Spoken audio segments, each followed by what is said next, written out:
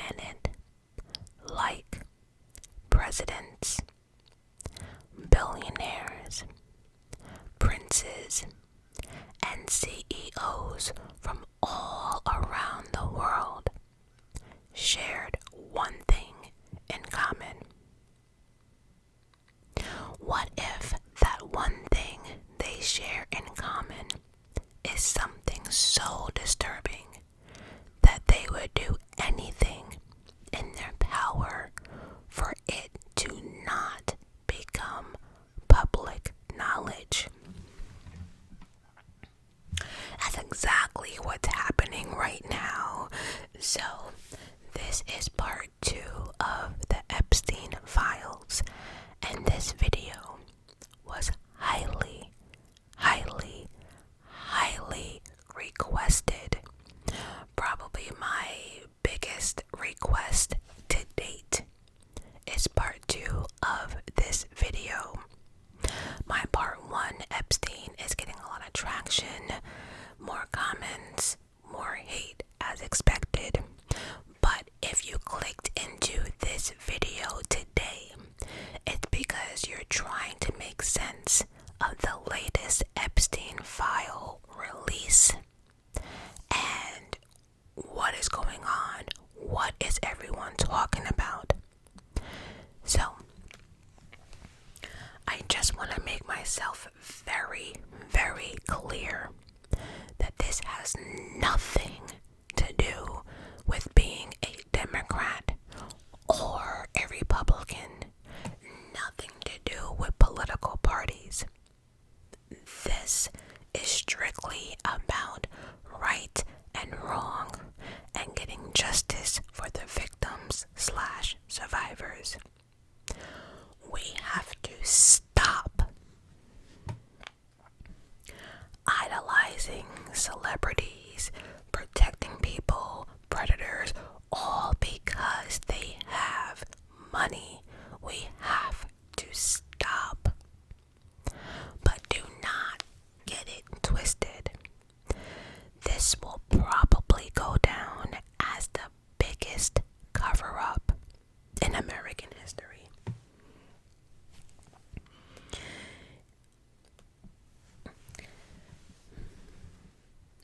Everything I mention in this video, especially when it comes to the Epstein files, you can find on the internet. No conspiracy theories. We're not guessing. These are actual facts. You can go on Google. Google is free. And you can type in the following: where can I find the release documents of the Epstein files? And it would bring you directly into the Department of Justice website, and you can start clicking away yourself. Oh, there's a lot. That being said, I have thought long and hard about how I'm going to do this video, and I have come to the conclusion that I will not be going into details about what the victims/survivors went through, because it's bad enough that they were violated. Their information and details were leaked, along with videos and pictures. Oh yeah, we're gonna get to all of that. We all understand what this case is about, so we can just leave those parts out of it, because it's actually really disturbing. However, you can find all the information once again on the Department of Justice website. All facts in this video. And lastly, for those who think me doing a video like this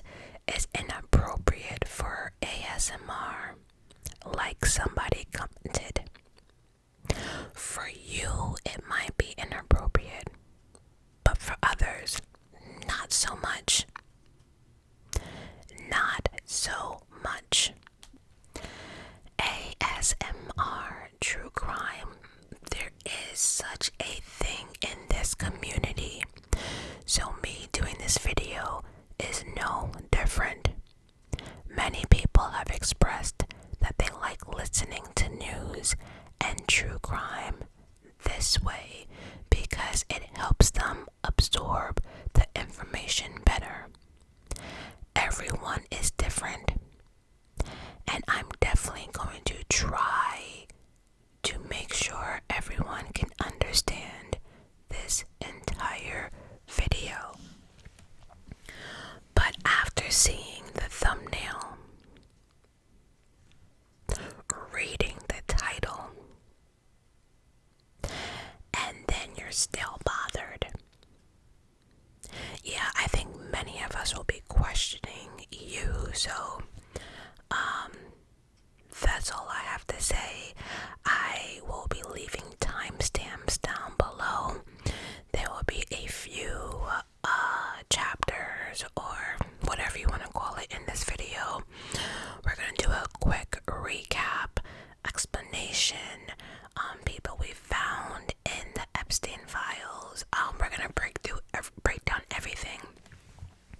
And lastly, we're going to break down Pam Bondi's hearing. Oh, I'm not leaving that out for nothing. Because, baby, it just gets... So anyway, make sure you look at the timestamps and figure out where you need to be, because I will have to do a quick recap. If you know his story, you can keep it moving and click the next chapter. On that note, please remember to like, comment, subscribe, and if you can, please hype this video. So, breaking news before I begin. Police arrested the former Prince Andrew on Thursday on suspicion of misconduct in office following weeks of new relations over the relationship with convicted offender Jeffrey Epstein. He was released from police custody 11 hours later, and he is under investigation, meaning he has not been charged nor exonerated, but he is being investigated. That is breaking news. Shit is about to get real.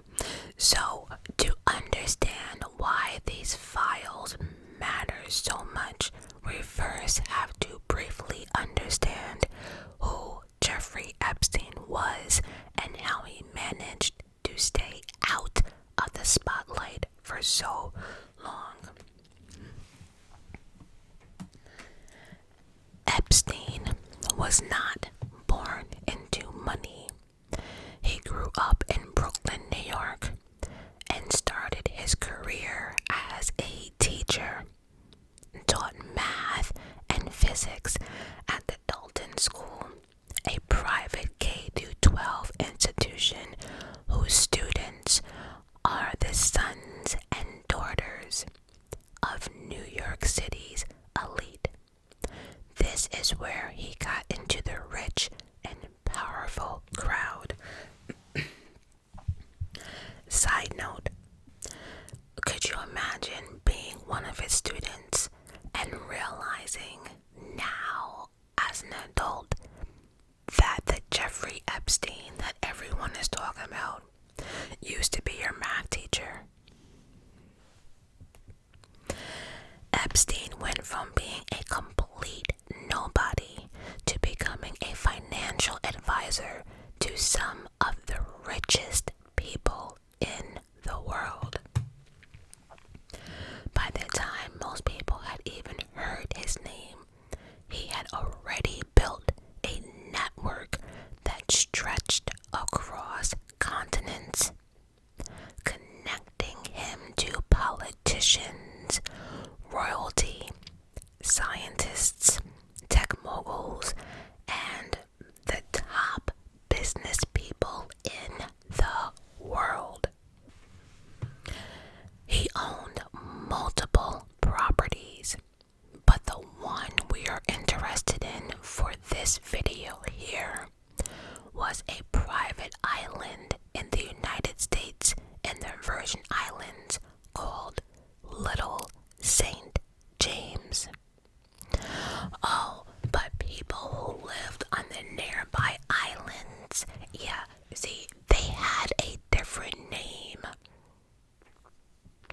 it. They did. They called it P-file. If you know what I'm trying to say. YouTube policy, sorry. But yeah, they called it P-file Island. Because the stuff that was happening behind closed doors. But I will mention some of his properties because Epstein had properties in New York City, a compound in Palm Beach, Florida, a ranch in Mexico. But everything in the Epstein files seemed to have taken place on the private island. And on the outside looking in, the island looked like pure heaven, a beautiful place to go, right? Yeah, but as we know, looks can be deceiving because the fuckery that was going down inside, the things that were happening inside, I have no words. I have no words, but to the survivors, I am sorry. I am so sorry. Inside, the real horrors of Epstein's operation took place where young girls were being recruited under false pretenses. They were told that they could work. They could work by giving massages. Yeah, massages. See, we have to remember that these girls were 12, 13, 14, 15. So when some of them heard the word massage, that's exactly what they were thinking about. A regular massage, like my shoulders hurt, my back hurt type of thing. They were told that they would earn between $200 and $300. Now, the one thing we have to keep in mind is that each girl's circumstance, they were completely different. But in the end, the teenagers were from broken homes. Some were runaways, and some of them were desperate in more ways than most people will ever understand. And some people may never understand the type of desperation they had. These girls, these young girls, were from all over, not just the States. Let me say that shit again. These girls were not just from the States, they were from all over. Now think about what type of power you have if you can run an operation like this around the world. Sad part about the situation is once these girls got on the island, there was no way off unless Epstein allowed you to. An island surrounded by water, so unless you got a boat or someone took you off that island, you were not going anywhere. One girl, 15, tried. She tried to escape. She said, fuck this, jumped in the water and tried to swim away. She was caught. Had her passport taken away. I cannot. Every girl who was brought in was asked to bring another girl. It was like a chain reaction, like a pyramid type of thing. One of those, you better come back with 2 girls or else, that type of thing. And that's crazy to think about because these young girls were 12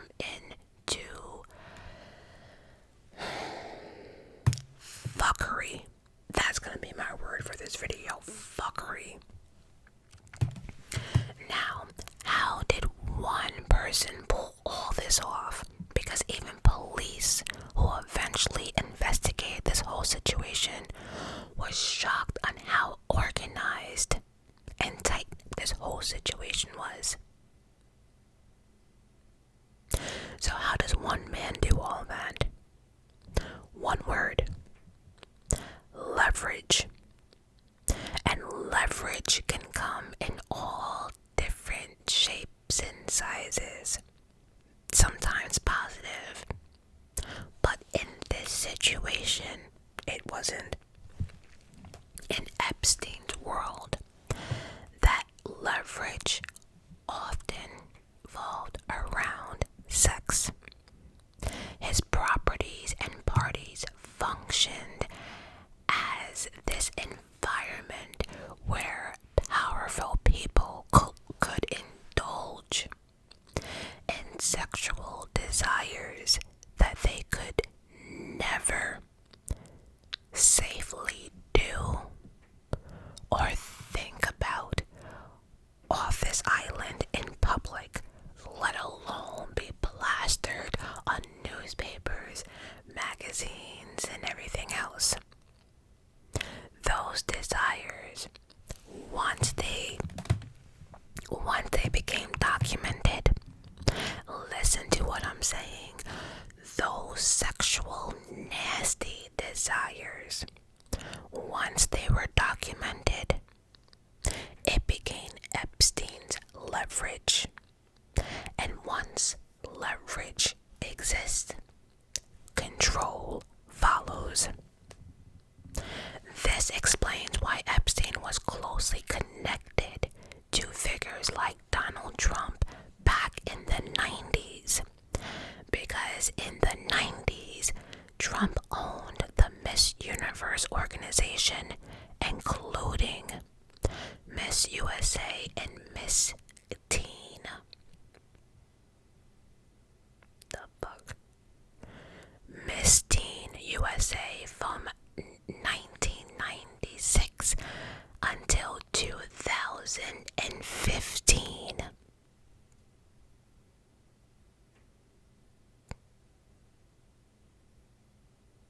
Environments like that provided Epstein access to a steady line of young ladies. I cannot. Which some of these ladies became victims.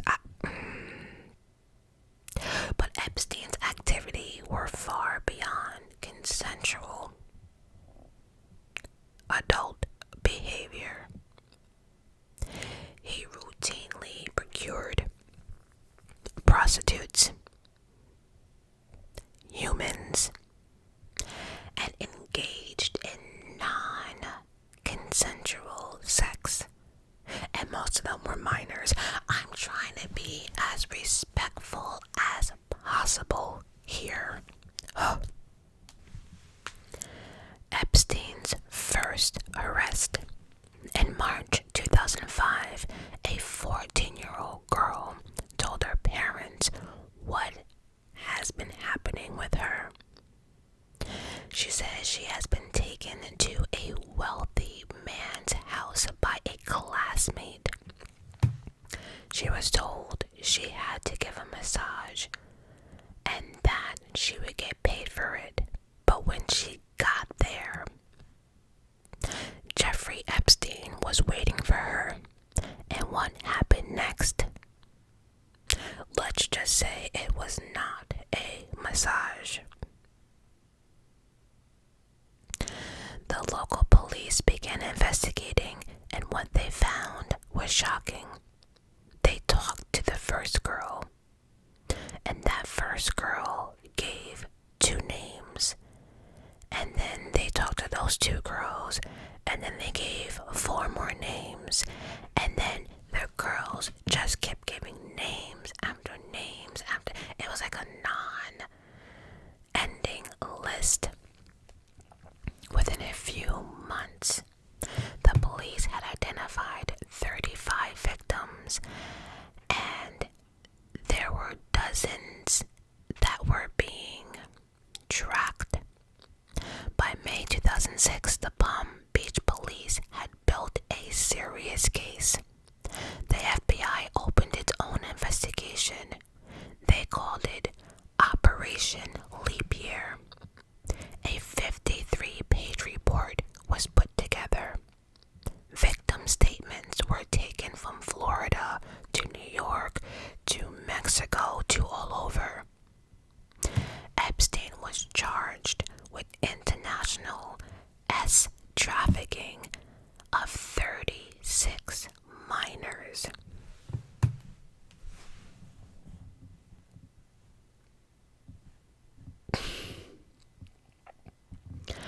So all of that, a man like Jeffrey Epstein should have spent the rest of his life in prison, right? Well, that's not exactly what happened. Like, at all. See, behind the scenes, a deal was being made. Listen up. Miami's federal attorney, a man by the name of Alexander Acosta, was negotiating directly with Epstein's lawyer. And the deal that came out of those negotiations is one of the most shocking things. One of the most shocking things in this entire story. Epstein would plead guilty, but not to S trafficking. Not to the charges that the FBI had built their case around. No, he would end up pleading guilty to two small charges: solicitation of prostitution and procuring a minor for prostitution.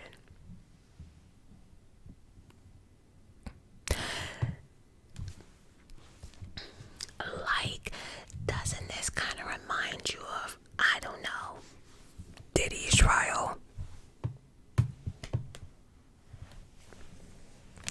The worst part about the whole situation is that the deal was sealed, meaning no one could see it. No one can open it. No one could look at it. Nothing. It was sealed. The public, the media, and sadly, not even the victims.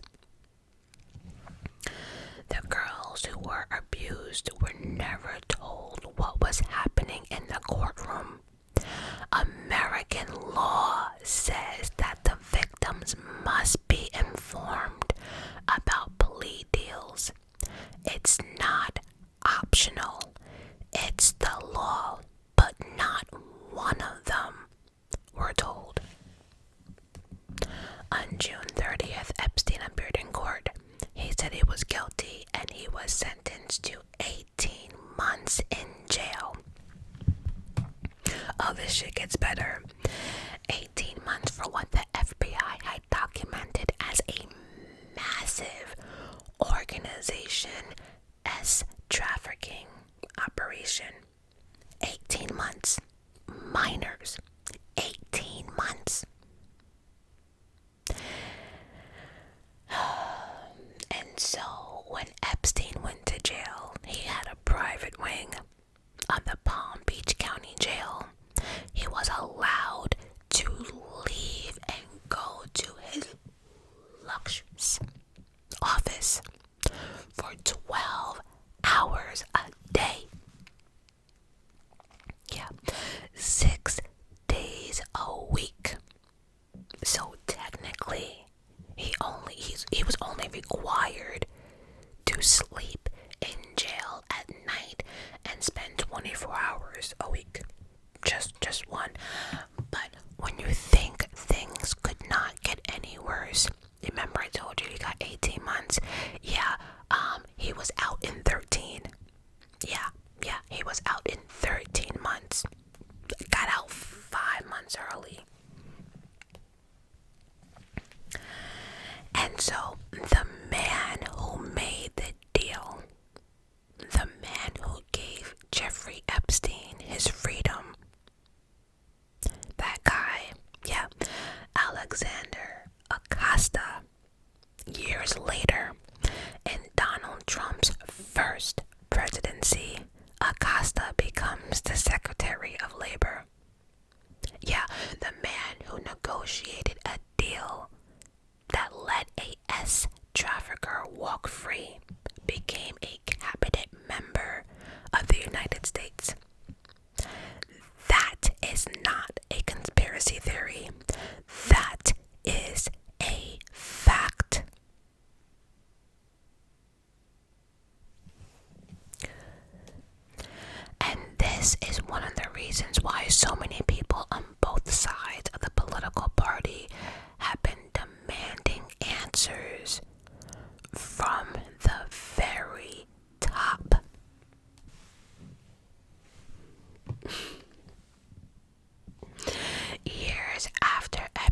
was released, nothing happened.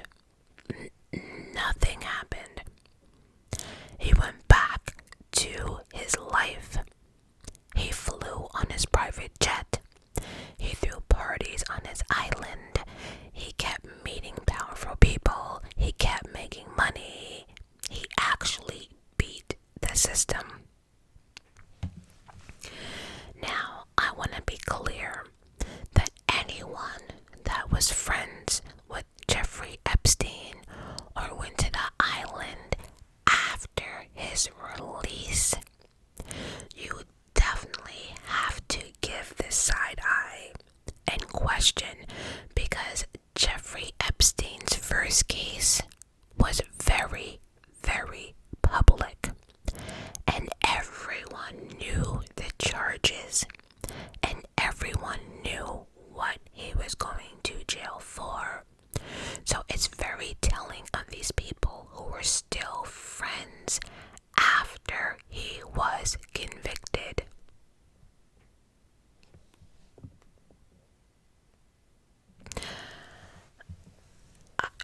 Now, Epstein walking free and going about life made a lot of people mad. That the villain was out here living his best life and continue doing the fuckery that he was doing. So there was a journalist by the name of Julia K. Brown who refused to let this go. After Epstein was released in 2009, she began to follow this case closely, and she studied it for years. She tracked down the victims. She read every document that she could find. And then in November 2018, oh yeah, she took her time with this shit. She published her own findings. A deep detail investigation into Epstein crimes and the system that had protected him. And because of it, people were pissed. Because remember, a lot of people did not know like the ins and outs, and they damn sure did not know about no plea deal. But they did now.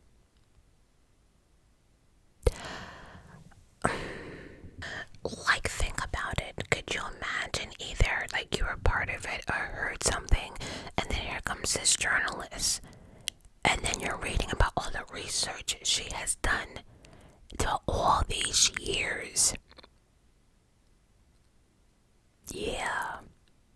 So on that point, people were like, oh hell no. They demanded answers, and they demanded that Epstein be investigated again. And because of that pressure, a new investigation was opened in New York. The evidence was clear, and in July 2019, Jeffrey Epstein was arrested again. This time, the charges were more serious. Flat out. As trafficking. He was facing 45 years in prison. On August 10th, 2019, Epstein was found unalived in his jail cell in New York. The official story was he did it to himself. I know, you gotta get creative on YouTube.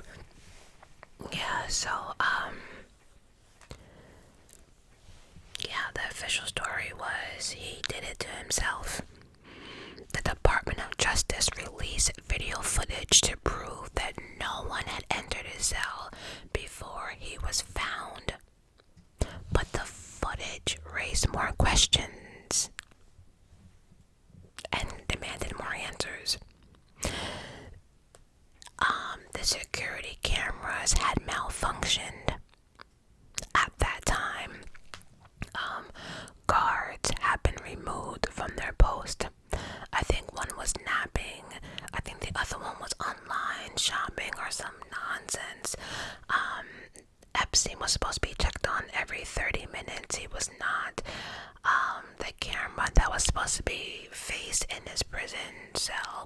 always the other way. Like everything that could have went wrong, went wrong. So, bottom line to that is, Jeffrey Epstein unaliving himself. Yeah, nobody on this planet believed it was something he did to himself. Shit wasn't adding up. The math was not mathing. And, you know, it's funny, there is, and I think, if I remember, let me write it down here. There is, a mortician who explains why Epstein could not do this to himself. So I will link that video because many morticians have said the same thing, that he could not have done this to himself. But I will link that down below because I wrote myself a note.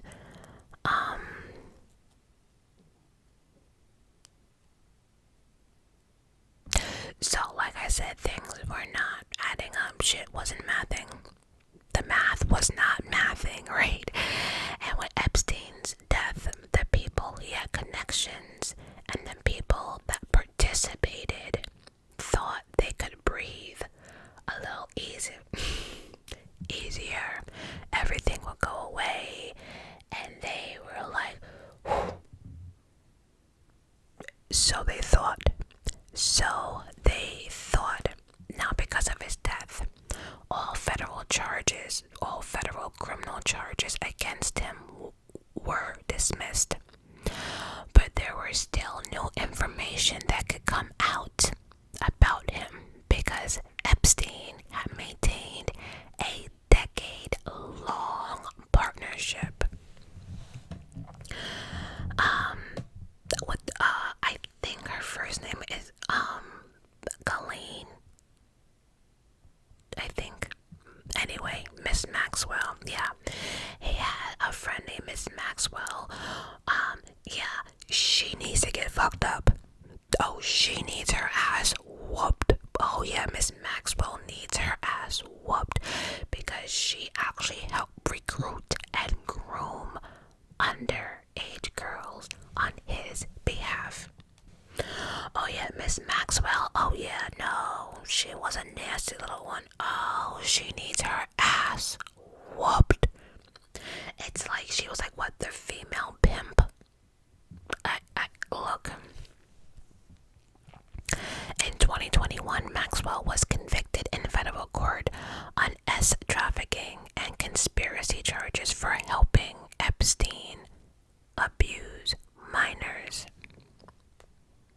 So despite his untimely, mysterious death and the fact that the government dropped the charges against him, we were still able to obtain new information through Maxwell's case.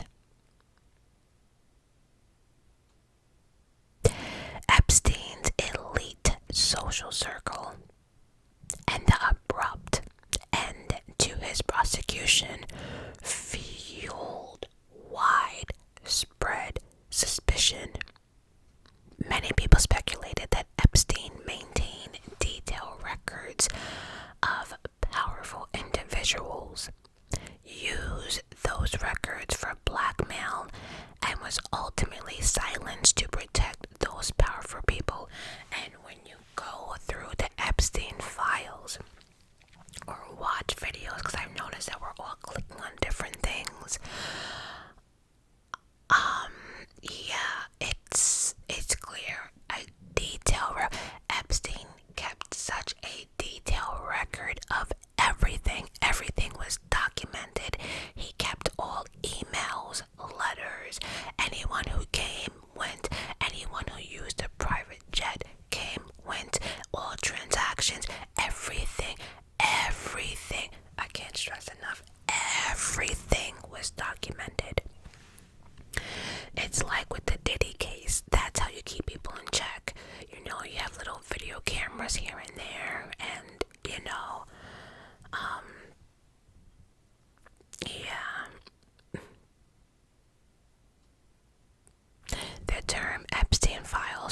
refers to evidence gathered in the criminal investigation into Epstein and his associates.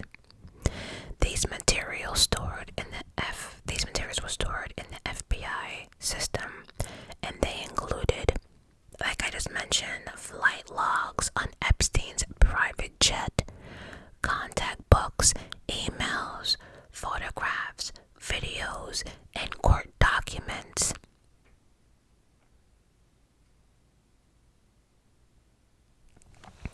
Portions have been released in a heavily redacted form throughout the years, but mostly it's been remained sealed until now. So that is the summarized version, or the quick recap, of Jeffrey Epstein. So the main question that everyone has is, why now? Why now?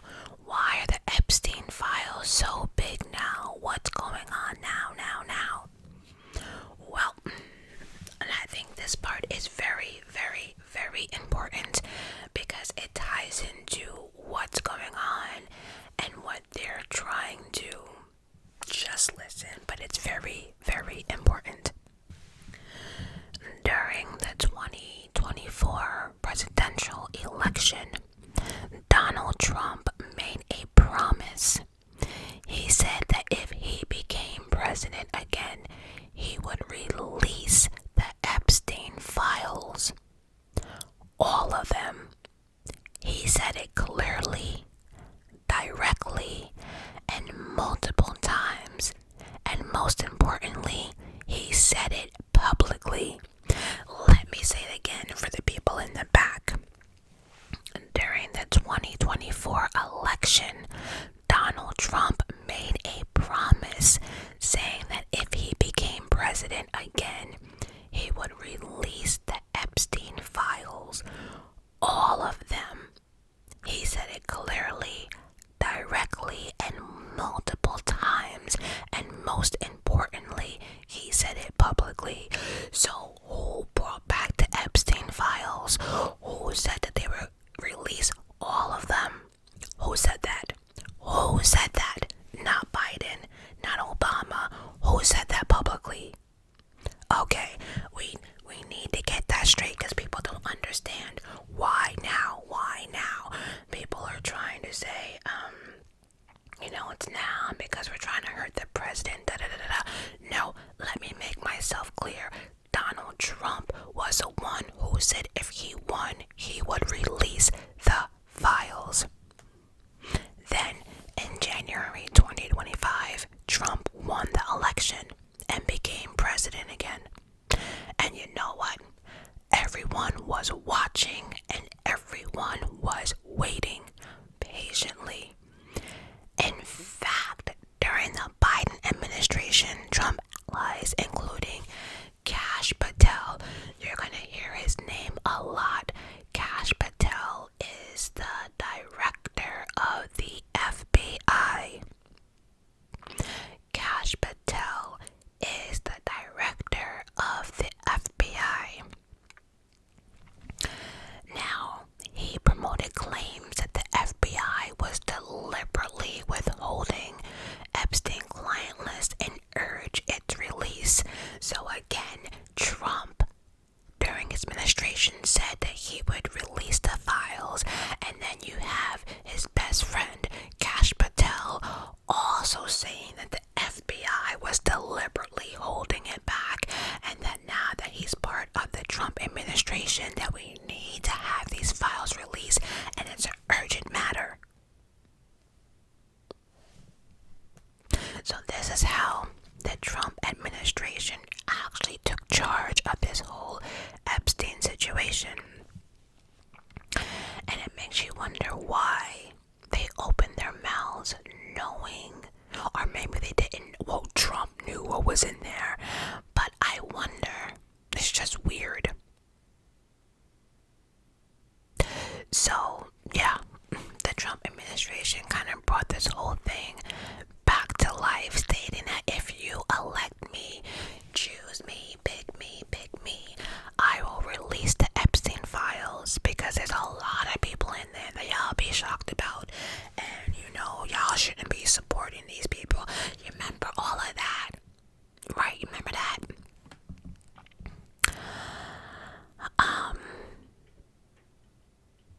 Shortly after Trump's return in office in 2025, the U.S.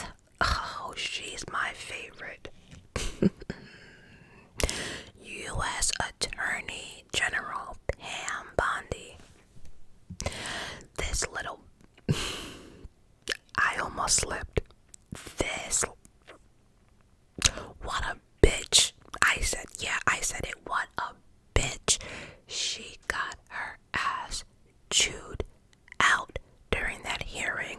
But let's stay on track.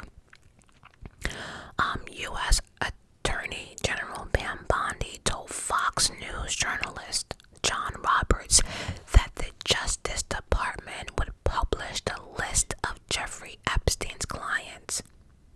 She specifically said, "It's sitting on my desk right now to review," and that it has been a directive order by the President Trump, and she's reviewing it right now. Yeah, you remember all that?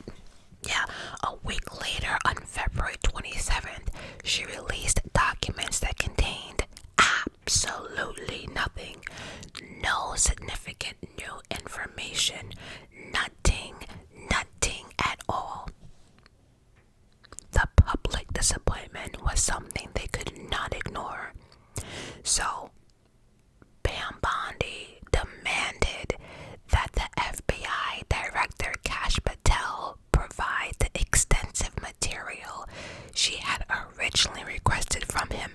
It's funny how they're going back and forth, like you do it, no, you do it. Well, okay, so then a few months later, on June 6th, the Joe Rogan Experience aired an interview with Cash Patel, again the director of the FBI, who said, "We reviewed all the information and the American people is going to get as much as we can release." That was on June 6th. Yeah. The DOJ publicly released a memo on July 7th stating it did not uncover evidence that could start any type of an investigation against any third party, and would not release further Epstein-related documents. Oh, so now we're wheeling back. Now you like me, I will release them. 2, we have it on my desk. 2, there's no new information. 2, we reviewed it and we're gonna give it to the public. 2, we're not releasing anything. Yeah. That was on July 7th.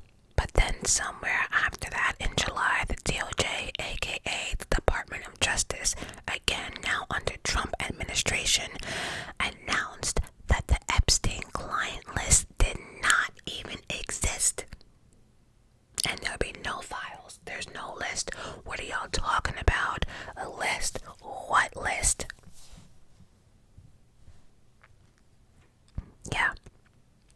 Yeah, now we're on, there's no list. First we had a file, it was on the desk, all this shit.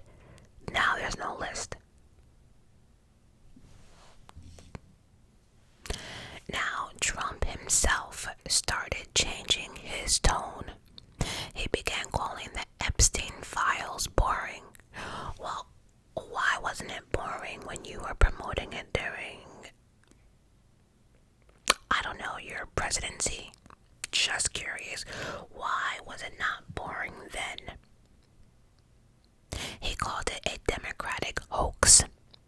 He said the FBI should focus on things that actually matters. So people in power with money out here raping young children,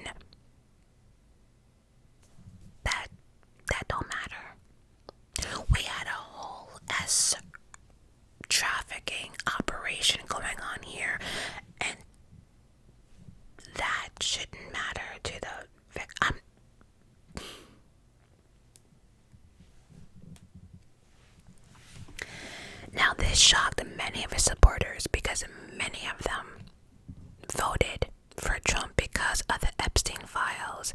And no, I'm not saying that that's why he was actually elected president, for you people in the back. I'm not saying that at all. People had their different reasons on why they voted for him. However, many people did factor in the fact of the Epstein files. And again, people kind of knew this was a cover-up, and things have not been making sense, especially after the mysterious death of Jeffrey Epstein. Even Elon Musk, we're gonna get to him too. One of Trump's closest allies is tweeted that Trump's name was in the Epstein files. Of course, he deleted that tweet shortly after, but too late. We done seen it. And it done got retweeted. In November 2025, Congress had enough. They had enough. They were like, you know what? We gave y'all opportunities. Y'all keep playing in our faces. They tried. They were like, look, we want the files. What do you mean no? Oh, okay, cool. So, fed up. November 2025, Congress had enough. A bill was brought forward, the Epstein File Transparency Act. It said that the Department of Justice would have to release all of the Epstein files within 30 days. And in a rare moment during this presidency alone, for the first time, Republicans and Democrats came together. We all agreed on one and voted 427 to 1. Only one nasty man in that group did not want the files released or pass this law. But it passed. And Trump had no choice but to sign it into law. And I say that because a lot of Pam Bondi's comebacks is like, well, the president signed it. He signed the forms to be released. That's because he was forced. He didn't do it because he wanted to. Congress was fed up with the bullshit. That's how that happened. Trump had no choice but to sign it into law. Now, following this Trump signing everything, Trump kind of like resisted into answering any question about Epstein at all. I don't know if he sat down with his PR. I don't know if he sat down with his lawyers, but he kind of tried to steer away from it. And if he did answer, we got things like, we're still talking about Epstein. I don't understand it. Why would they, meaning the American people, why would they be so interested? He's dead for so long. He was never a big factor in terms of life. I don't understand what the interest or what the fascination is. I really don't. Now, that comment you made people mad because you were having a different tune during the election, and now that you're elected, it's like, why do y'all care? A few weeks later, FBI Director Kash Patel, an ally of Trump,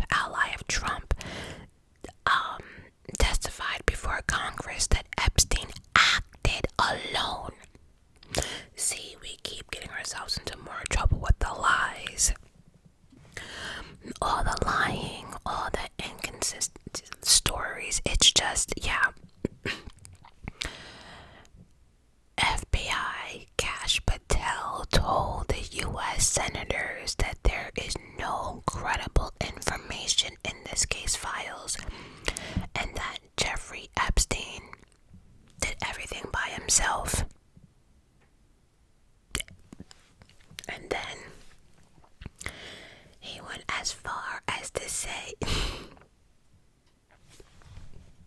that Epstein didn't traffic any of these girls to anyone else, just to himself.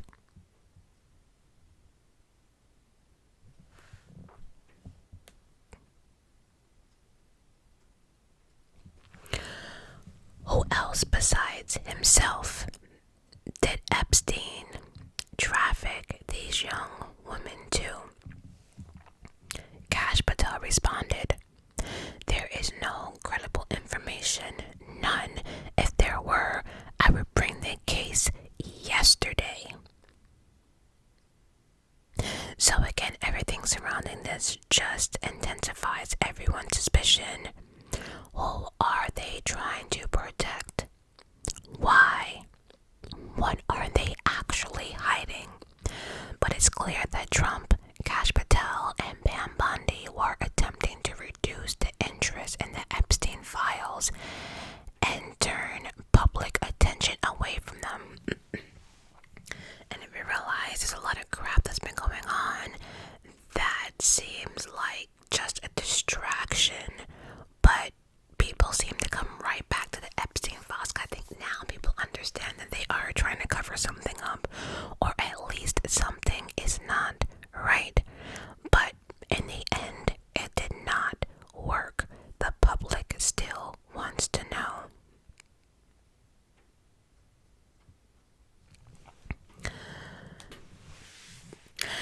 And so the American people were like, okay, enough. Like, we all can agree that this is disgusting. Stuff is not adding up. What's up? And despite the legal mandate, the Department of Justice failed to release all of the files on time. Like, what are we doing here? I don't know. On January 30th, 2026, finally 3 million pages were released. And this is where the story really begins. Because first off, the DOJ only released half. Yeah, there's 6 million pages. They only released 3 million of it. Yeah. And how these files were released were absolutely disgusting. And it matters. The Department of Justice said that the redactions were there to protect the victims, their names, and personal information. So, when they released the 3 million files, they were supposed to redact certain names, redacting meaning hide certain people's names, identities, don't mention them or nothing. So again, when they released the 3 million pages, they were supposed to redact and protect the victims.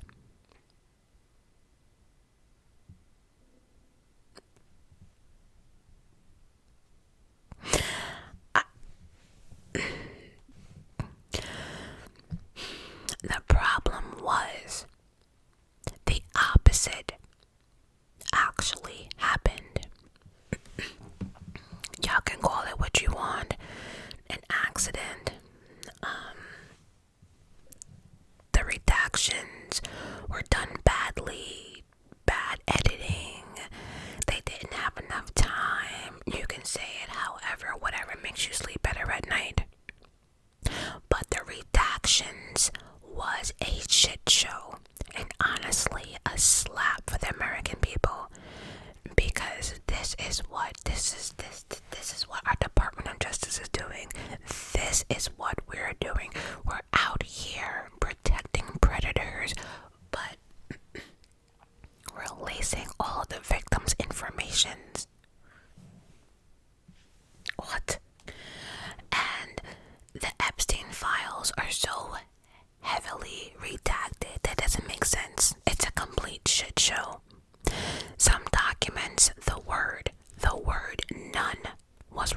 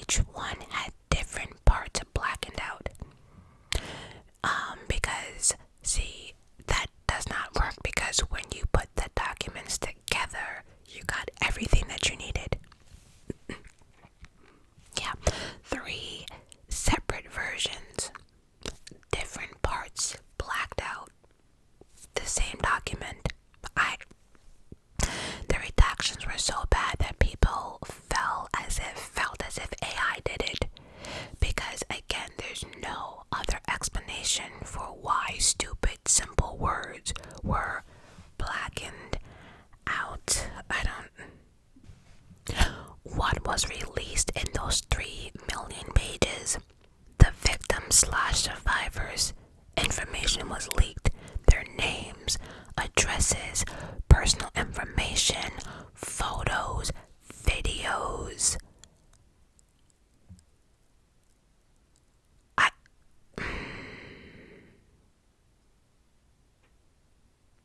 The victims were not protected. However, for some strange reason, they were not protected. And then we had stupid words. Yeah, but most importantly, we had names redacted and pictures covered up. The predator was covered up, though. Yeah.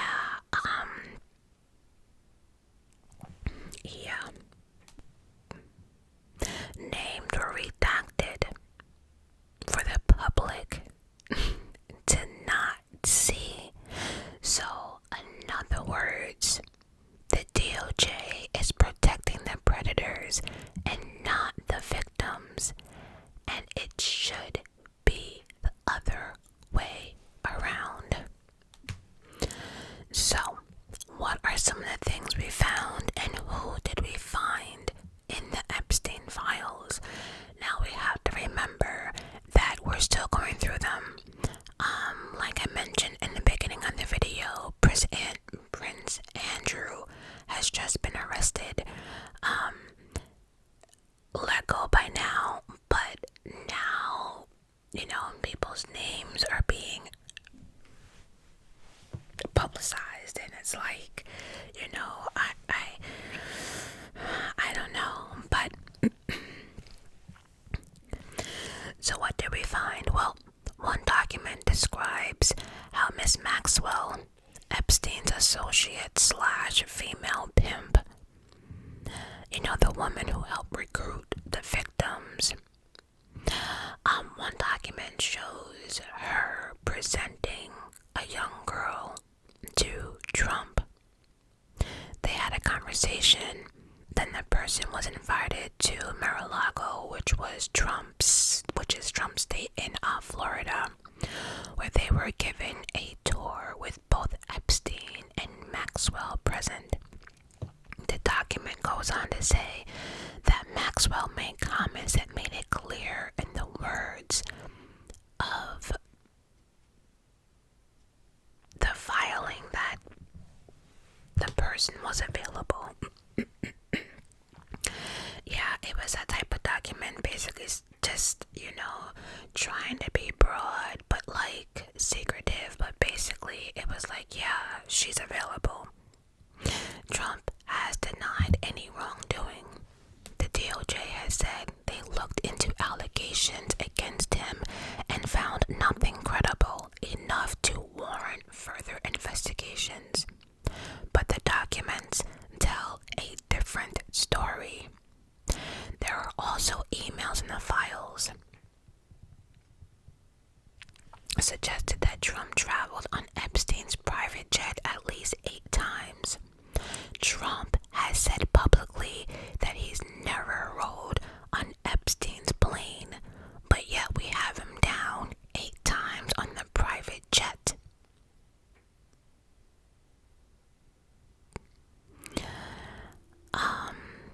What else? But then there was another email that actually caught my attention. The email reportedly was written by Epstein himself to a reporter. Epstein claimed that Trump knew about the girls and what was going on, and that Trump had actually asked Maxwell to stop what he was doing. Now, if that's true, it raises even more uncomfortable questions. If you're asking Epstein to stop, that means you knew this stuff was going on and you said absolutely nothing to the right people. And so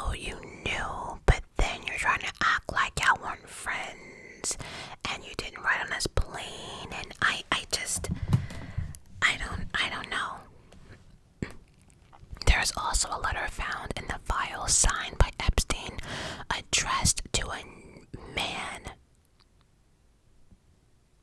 by the name of Larry Nassar. Yeah, that's that convicted sports doctor who did a lot of things to young athletes. Yeah, that one. Epstein allegedly wrote that they shared something in common. He wrote about the president loving young girls. The letter was written in 2019 when Trump was president. The DOJ has called some of these allegations ridiculous. Now again, we have to understand these files are things that the FBI had that they took from Epstein's homes, whether it was in the Virgin Island, whether it was in Mexico, New York.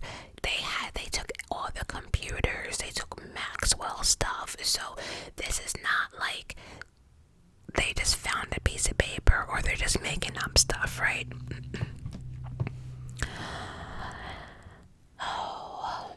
Elon Musk has been one of the loudest voices, a man in the release of the Epstein files. He has publicly accused others of being connected to Epstein. He has claimed again and again that he himself has nothing to do with any of it. He said he tried to get him to go to the island and that Elon Musk was like, oh no, I don't want to go there. But once again, the files tell a different story. And let me remind everyone, once again, Google is free. You can go on Google, type in Epstein new release files. It'll bring you to the Department of Justice website. This is all facts. There are pages and pages to click on, audio, photos, emails, pictures, all of it.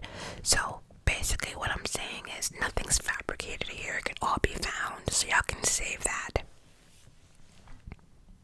As a matter of fact, to make it easier for some of y'all, I might just link it down below. But it's like some of y'all really need to start doing y'all research for real. Like for real. And get really educated. But yeah, Elon Musk doesn't know how to shut up. And he needs to learn how to start just shut up. There are emails between Musk and Epstein and between Musk and Leslie Grath, one of Epstein's personal assistants. And in those files, it's not Epstein who's doing the asking. It's Elon Musk. Because remember, Elon, you're out here talking about, yeah, Epstein wanted me and he tried to get me to go. But these emails suggest that you were the one doing the asking. One exchange.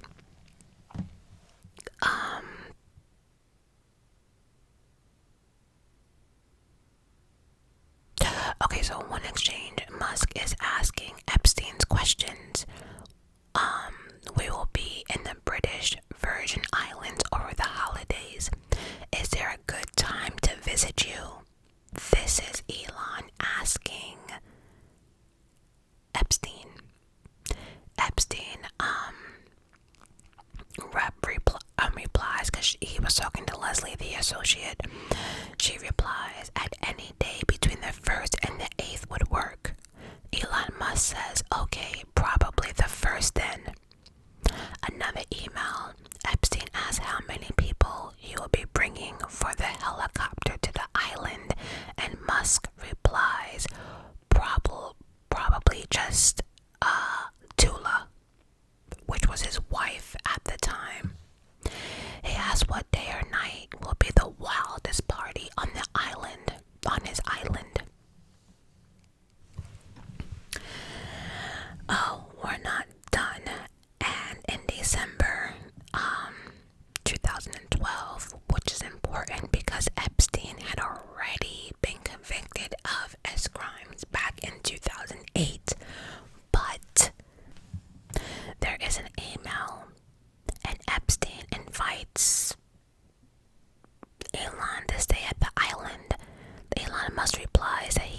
wants to hit the party scene and let loose. He says a peaceful island experience is not what he's looking for. Epstein then warned him about something.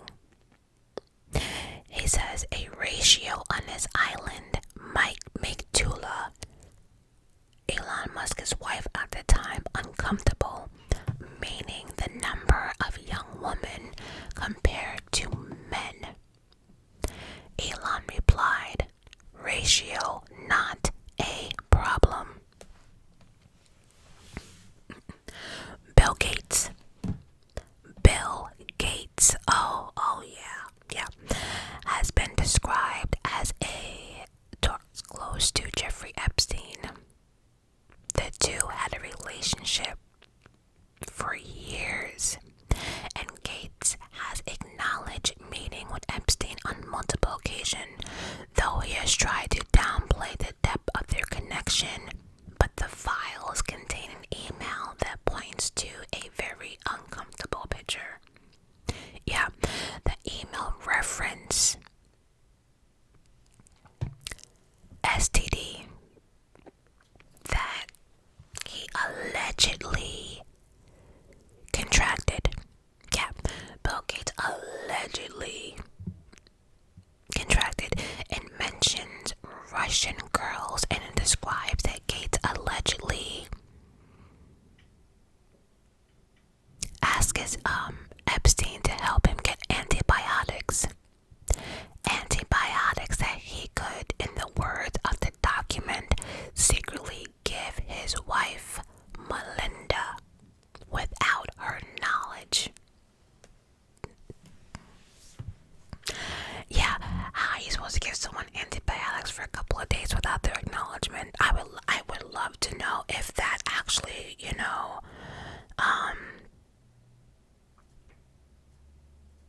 the email also references secret things that, according to the writer, had to remain between Gates and Epstein and no one else. And then they couldn't speak about it in the email, which is creepy in itself. Having secrets with Jeffrey Epstein that can't be shared with anyone else. That's not good. Like at all. But then in March 2022, Melinda Gates spoke to Vanity. She said she did not like that Bill Gates had meetings with Jeffrey Epstein. She said that after meeting Epstein just once, she regretted the moment she walked in that door. She also said that she strongly suggested at various points afterwards that Bill, her husband, should not associate with Epstein. And Bill being associated with Epstein was one of the main reasons their marriage ended. Her words in an interview, not mine. So there's just a whole lot of there to piece together. Now Prince Andrew, I already told you they done got him yesterday, but the Duke of York is one of the names that have been connected to the Epstein for the longest time. His name has come up repeatedly in court documents, in victims' testimony, and now in the 3 million released pages. As of recently, the file contains reference to a 2010 invitation connected to the British Palace. Photos of Prince Andrew have appeared alongside Epstein in various contexts over the years, and multiple victims have allegedly, publicly, and under oath, have said that Prince Andrew was present at gatherings where the abuse was taking place. Prince Andrew has denied everything. He stepped back from public duties in 2019 after that was a shit show. disastrous is not even the word, interview in which he tried to explain away his connections with Epstein. It just made shit worse. It was a hot mess. The interview was widely seen as one of the worst public relation disaster in British history. In recent British history. Another one. Now, Howard Lutnick. I know he's not really well known, but he's an American business and government official who served as the 41st United States Secretary of Commerce since 2025. But his name on the Epstein list is a little weird because it directly contradicts something he said publicly. In 2025, he told the media that after an interaction with Epstein in 2005, him and his wife made the decision as a whole to never be in the same room as Epstein again. He called Epstein disgusting and made it sound like he cut all ties permanently. However, the file shows something different. In 2012, 7 years after that, I will never be in the same room with Epstein. There are emails between himself and Leslie, Epstein's assistant, discussing a lunch at Epstein's Island. Yeah, now he's Secretary of Commerce appointed by Donald Trump. Take that how you want it. Kevin Walsh, Trump's current pick to replace Jerome Powell as the chairman of the Federal Reserve, one of the most important financial positions in the company. I might want to add that he too appears in the Epstein files. Yep. According to the files, Walsh visited Epstein's Island. The visit appears to have been for the same party that Howard Lutnick was coordinating the same time in 2012. Again, take that how you want it. We also have emails between Epstein and a Russian government official, and I'll leave it at that. But Epstein writes to the Russian official and asks for a favor. Yeah, he describes a Russian girl from Moscow who, in his words, not mine, attempting to blackmail a group of powerful businessmen in New York. He says it's bad for business, for everyone involved. The Russian official replies that he will look into it. He says he's meeting with someone who knows the girl. He goes on to ask Epstein for more details about the case. And Epstein's reply is just, it's just chilling. It's just like, what the fuck? He writes about powerful men taking advantage of women like her. So not only is Epstein running a trafficking operation, he's also running a blackmail network. And I had to throw in the Russian officials because this proves that Epstein had a lot of connections with a lot of government. You know, how are we getting these girls from state to state internationally? He had connections all over. Just all over. Jesus. He had connections to foreign governments. He was coordinating with officials in other countries to deal with women who might expose these powerful men.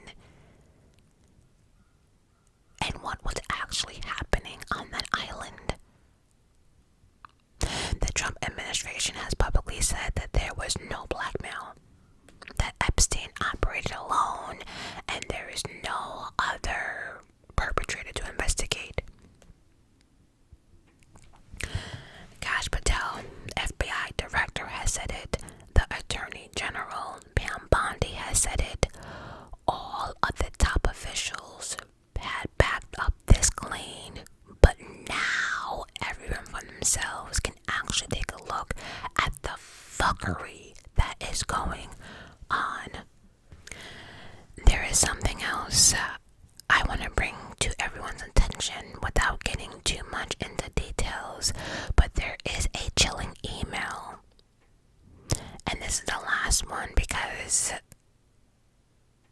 I go more into details when I break down the Pam Bondi hearing, if you're interested, because they actually touch on this particular email that I'm talking about.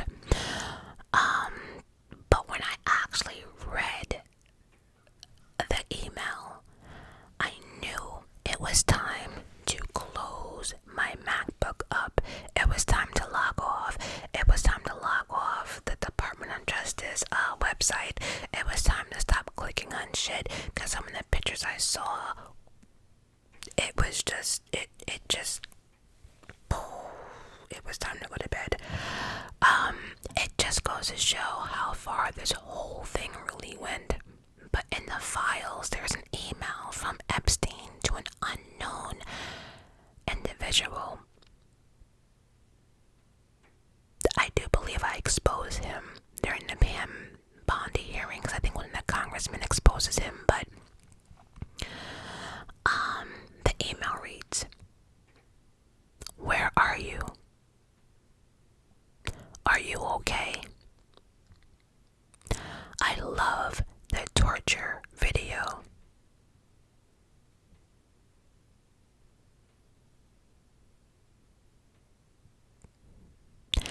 And that is Jeffrey Epstein referencing a torture video in a casual email.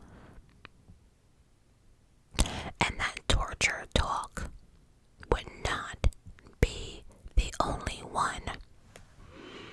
September 2011, there is a separate exchange between Epstein.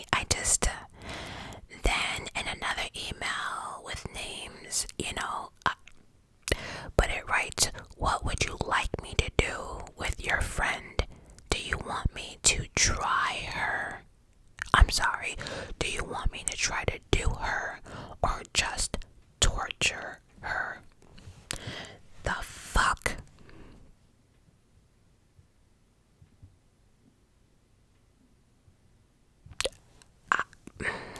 Yeah, and after reading that, you have to question why this administration told the world that there's nothing or no one to prosecute or no credible evidence or no people to go after.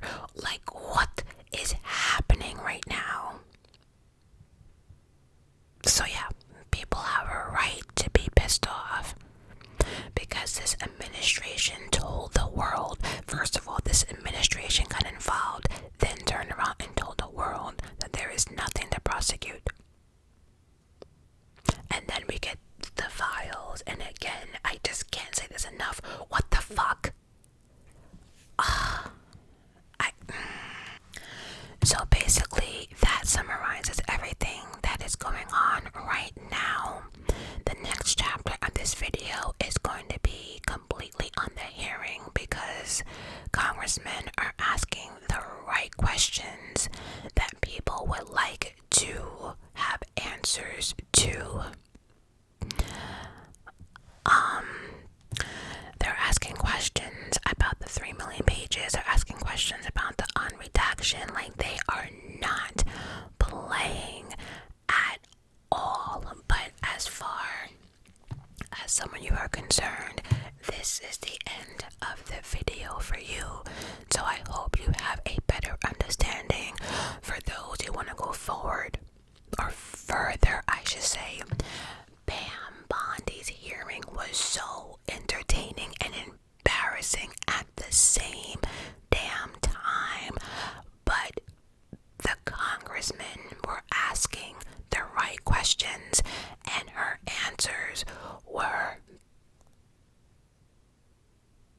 So, if this is the end for you, as always, I love you guys for watching.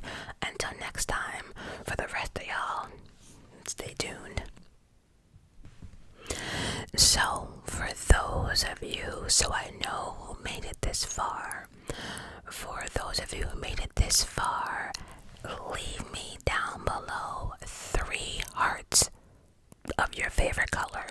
Just 3 hearts of whatever favorite color you like. I was gonna say leave me some American flags, but I don't know why that doesn't feel appropriate for now.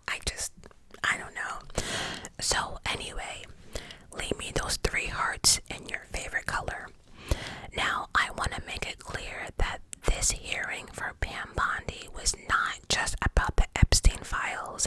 It was also about how the DOJ was handling certain situations when it came to ICE and other things happening in the States. However, we are strictly sticking to the Epstein files in this video. So if you did watch the hearing and you're wondering why I'm skipping over things and I'm not mentioning certain things, it's because I'm strictly sticking to the Epstein files. But I do suggest everyone watch that hearing because it's very telling on what's really going on in America. With proof from Congress. It's not speculation. It's not this. They have facts and they want answers now, and they are no longer standing for the nonsense. So,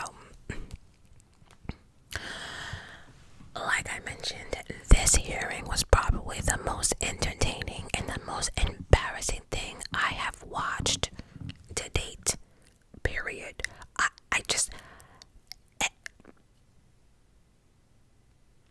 If we weren't then, we are now officially the laughing stock of the world.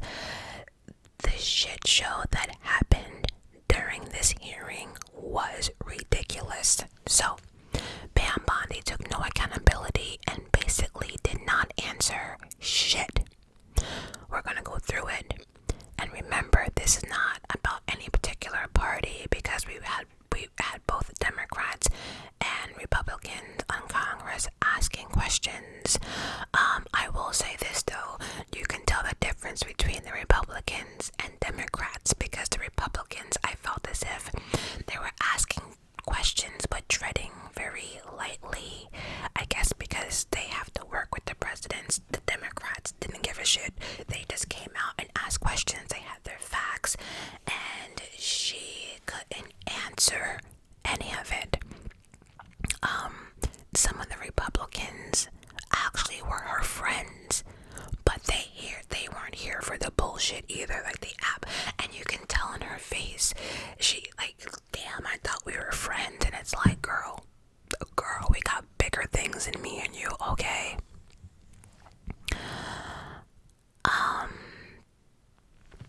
So, and I don't remember who said it, but a few other congressmen reminded everyone that Donald Trump's name was mentioned more times in the Epstein file than God's name itself is mentioned in the Bible. Then there was another reference that Donald Trump's name came up more times, allegedly, than Harry Potter did. And all 7 books or movies, I don't know, it's just very telling, very, very telling. So, Pam Bondi summarized opening statements. She says, I came into office with a goal of refocusing the Department of Justice on its core mission after years of political weaponization. The Department of Justice core mission is to fight violent crimes, protect the American people, and defend the rule of law above all else. To address the Epstein files, more than 500 attorneys and reviewers spent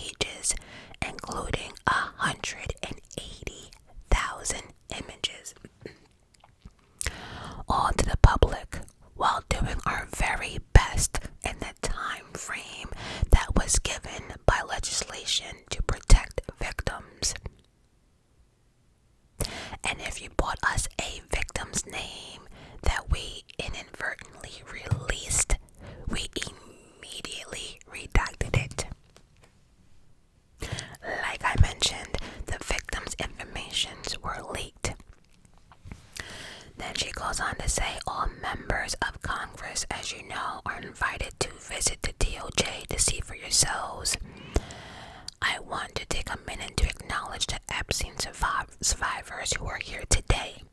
I am a career prosecutor, and despite what the ranking member said, I have spent my entire career for fighting for victims, and I will continue to do so. I am deeply sorry for what any victim has been through, especially as a result of that monster. Yeah, see, I had to read that first because that all sounded really, really good, right? Now, I was gonna sit here and read all the reps' names, but I feel as if there's no point of naming the men of Congress. It's just because we're not gonna remember. It's because I don't even know half of them, right? So, but the first one I do know, though, we have Rep. Ted Lieu. He represents the 36th District of California, and he goes, I'm going to show you two photos of former Prince Andrew. Prince Andrew attended various parties with Jeffrey Epstein. Under the law of Congress that passed, you were allowed to redact photos to protect the victims of Epstein's trafficking operation. You redacted the photos of this victim's face, the picture he's showing, because you're following the congressional law. Is that correct? Pam Bondi says yes. So then the rep continues. So you have established that we are looking at a trafficking victim under the Federal Victim Trafficking Protection Act. Not only is Jeffrey Epstein guilty, but anyone who patronizes Epstein's sex operation is also guilty of a crime. That's why I find it absolutely despicable that you sought to protect Epstein's clients like former Prince Andrew. Last July, you closed the case on Epstein's abusers. That July 2025 memo from your Department of Justice stated, we did not uncover evidence that could start an investigation against uncharged third parties. These two photos staring you in the face are evidence of a crime and more than enough evidence to start an investigation against former Prince Andrew. So I ask you, Attorney General Bondi, why did you shut down this investigation last July, and why have you not prosecuted former Prince Andrew? Like I mentioned, he was arrested yesterday but let go. Pam Bondi answers her answer. I don't believe you asked Merrick Garland these questions when he was Attorney General. The rep said, I agree with you. I completely agree with you. As a matter of fact, during the Biden administration, I called for people looking at Epstein. Merrick Garland dropped the ball as their Attorney General. A whole string of failures, but you, Bondi, you are in charge. You have the power to change things and hold these men accountable, and you are doing the opposite. You're protecting them. So I want to now move on to another man. Donald Trump. Donald Trump, who is all over the Epstein files like former Prince Andrew. And this is where they actually showed a video of Donald Trump partying at one of Epstein's parties. Like former Prince Andrew, Donald Trump attended various parties with Jeffrey Epstein. I want to know whether there were underage girls at that party or any party that Donald Trump attended with Jeffrey Epstein. Pam Bondi responds, a long pause. This is so ridiculous. They're trying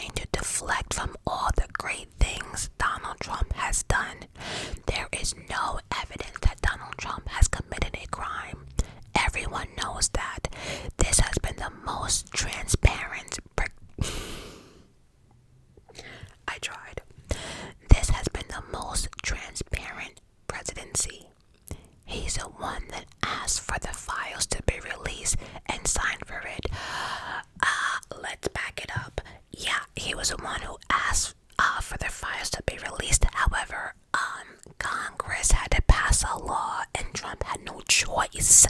Let's not forget that part, because y'all tried it. Y'all tried to get the American people to forget, but nope.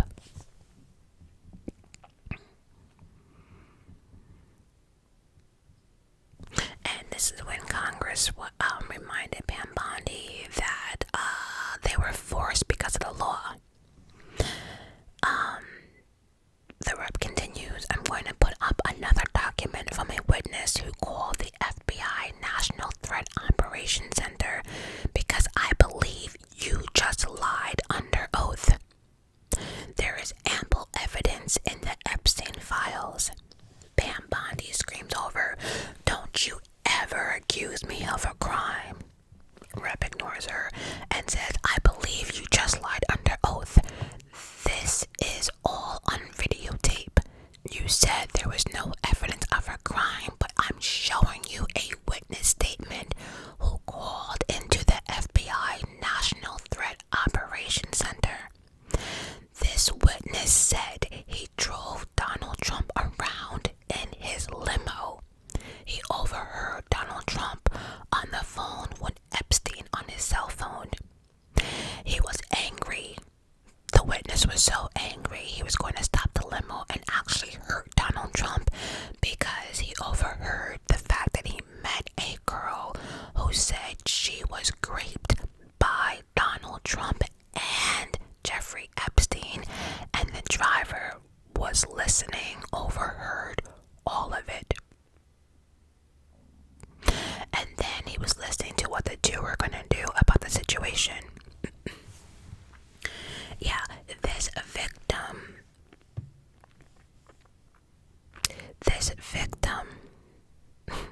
she later had her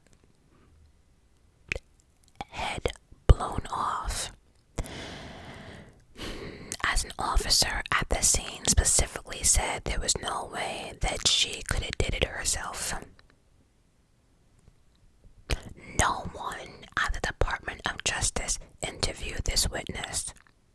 And he goes on to say, you need to interview this witness immediately. Epstein should rot in hell, and anyone else that was part of this operation. And we sit here today with over 1,000 victims, and you have not held a single man accountable. Shame on you. If you have any decency left, you would resign right after this hearing. Pam Bondi responds by stating that the rep does not want to talk about the crime in his state. Nobody asked about crimes in his state. She did not answer any question or attempted to address anything that the rep said. Ranking Rep Raskin, representing Maryland. He goes, you got the best lawyer job in America because your mission is justice and your clients are the American people. But to promote justice for the people, you gotta listen to the victims, like the woman seated behind you today. Those are just some of the hundreds of survivors of Jeffrey Epstein's global trafficking ring, who are demanding that the truth be told and are demanding accountability for the abusers who trafficked and raped them. You still haven't met with these survivors, so with your permission, let me introduce you to the survivors and late survivors' family members. And they were actually seated in the courtroom, and then he goes on to name the survivors and everyone who was in the courtroom. And then he goes on to say, because Pam Bondi, she was not paying these victims any mind. She wasn't looking up. She didn't turn around. She didn't do none of that shit. He goes on to say, you're not showing a lot of interest in these victims. Attorney General, whether it's Epstein, trafficking ring, or the homicidal government governmental violence against citizens in Minneapolis. As Attorney General, you're siding with the perpetrators and you're ignoring the victims. That will be your legacy unless you act quickly to change course. You're running a massive Epstein cover-up right out of the Department of Justice. You've been ordered by subpoena and by Congress to turn over 6 million documents, photographs, and videos in Epstein's files, but yet you only turned over 3 million. You say you're not turning over the other 3 million because they're somehow duplicative. But we know that there are actual most of victim statements in there. You also took down the Department of Justice as prosecution from 2019. So it's clearly not all duplicative, because even if they were, why not release it? Just release all this stuff. All of it. Just do it. And it's sad. Goes on to say that the half that you did produce, you redacted the names of abusers, enablers, accomplices, co-conspirators, apparently to spare them embarrassment and disgrace, which is the exact opposite of what the law orders you to do. Even worse, you shockingly failed to redact many of the victims' names, which is what you were ordered to do by Congress. Some of the victims had come out publicly, but many had not. Many had kept their torment private, even from family and friends. But you published their identities, their images on thousands of pages for the world to see. You ignored the law, and even with over 100,000 employees that's at your disposal, you acted with some mixture of staggering incompetence, cold indifference, and jaded cruelty towards more than 1,000 victims. 1,000 rape victims that were also trafficked. This performance screens cover up. Convicted sex trafficker and groomer, Miss Maxwell opened the gates of hell to hundreds of victims.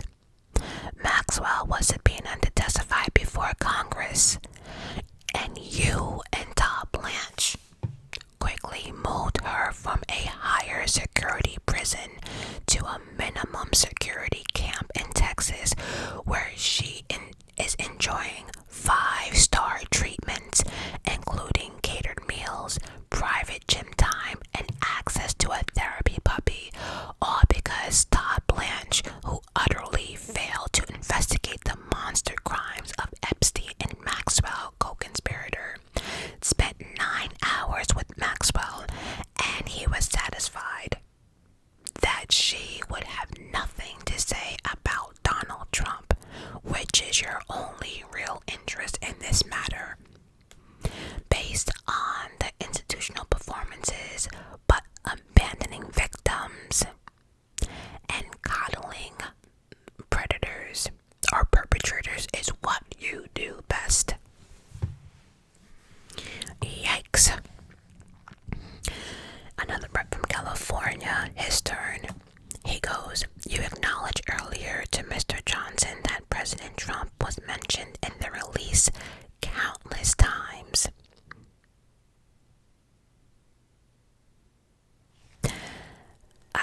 Anyway, he says, I just want to play a video for you that I think speaks about the frustration that many of the victims and the public has. And then he showed a video of Kash Patel on trial or on his own hearing in regards to Donald Trump and the Epstein files. They asked Kash Patel if Trump's name was listed at least 1,000 times. He said no. 500 times. He said no. 100 times. He said no. Then Kash Patel was asked how many times was Donald Trump's name mentioned,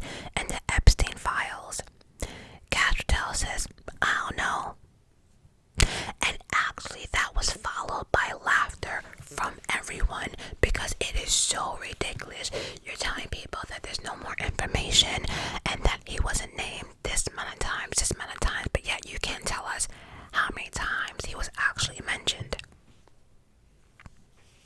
Okay.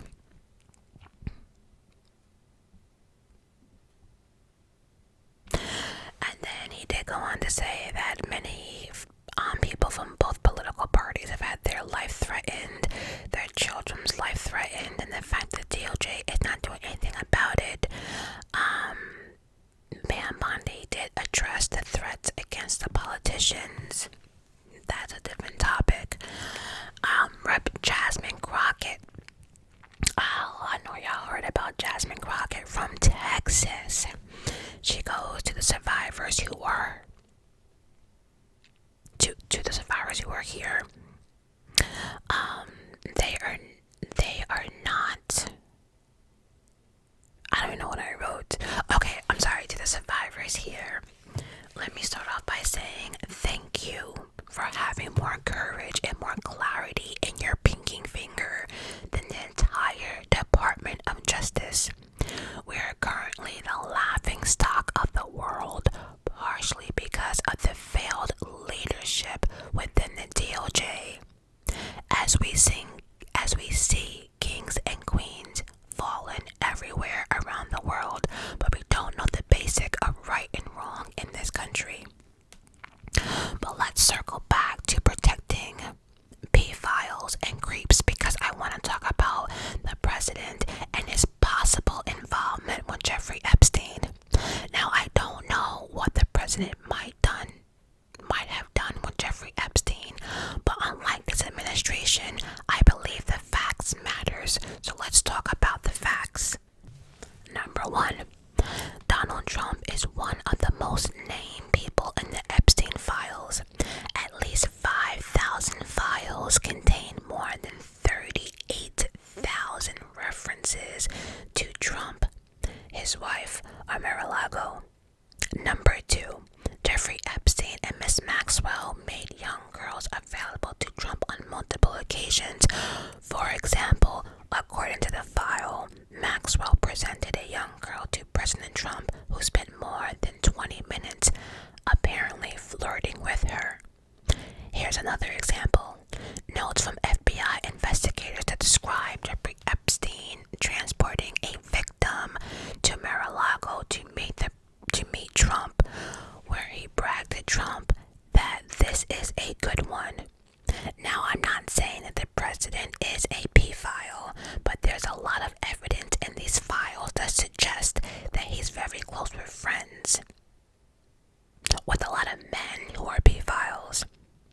What's crazy about all of this, it's just that this is a big cover-up and this administration is engaged in it. In fact, this administration is complicit, but there are numerous examples. Then she goes on to other things. Then she says the fact of the matter is that you will be remembered as one of the worst attorney general in history. An attorney general who prioritized obstruction over justice, corruption over the law. Then Pam Bondi, she just started holding up photos. Just started holding on photos and was like, do you know who this is? This is da da da da da. She's like holding on pictures of like bad people or like criminals in like the state of Texas. That has nothing to do with what she addressed absolutely nothing. And she's basically saying, oh, she's talking about the Epstein files and talking bad about Trump because she's not talking about the bad people that are in her state.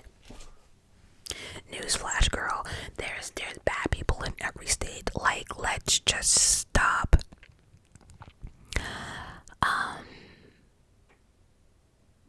And then, of course, once again, Pam Bondi had to be reminded that we weren't here for all of that. We're here for Epstein and the victims. And, yeah, she didn't care. She continued to deflect. Then we went on to the next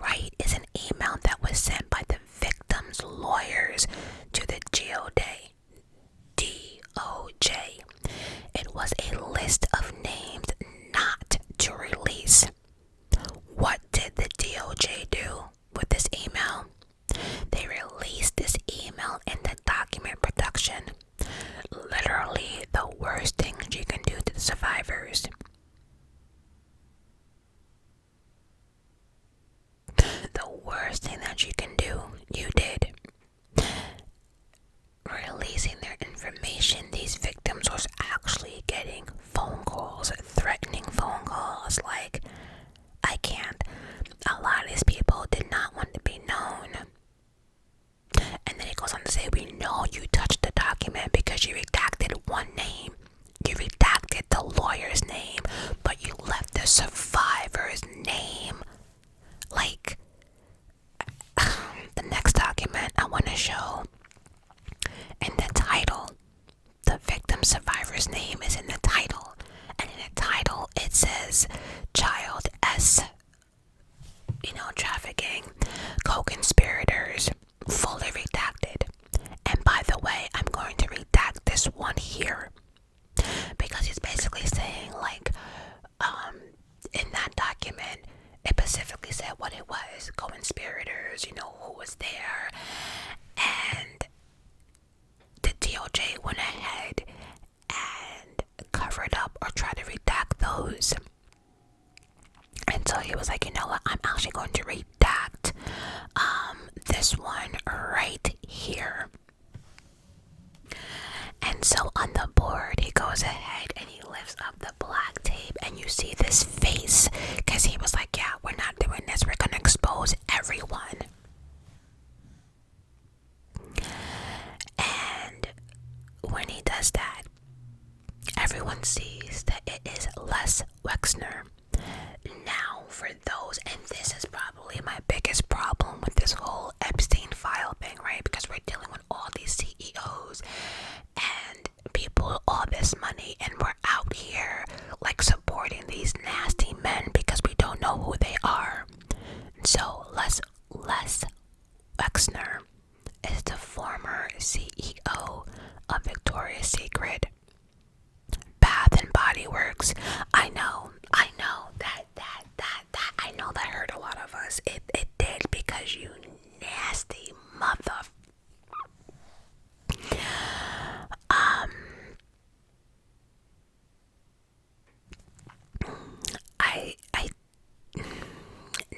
Nasty old rich men. I cannot.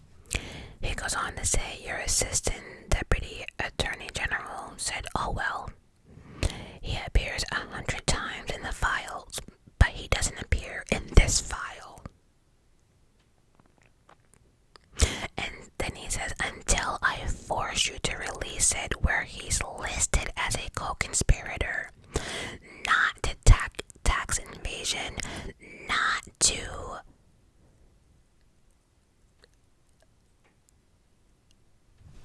okay.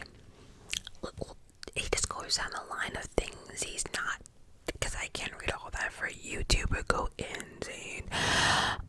But basically he's not listed for tax evasion or theft or, prostitution. He is in there for child S trafficking. Finally, what we have here, which is my third example, which is the FD 302 release. These are the documents that we need, that you're holding on to and you're over redacting, because it has the names of the men who are implicated. And how do we know that? Well, the survivors gave testimony to the FBI, and it's in there. And what happens when you go to the portal at the DOJ to look at what the survivor's testimony redacted?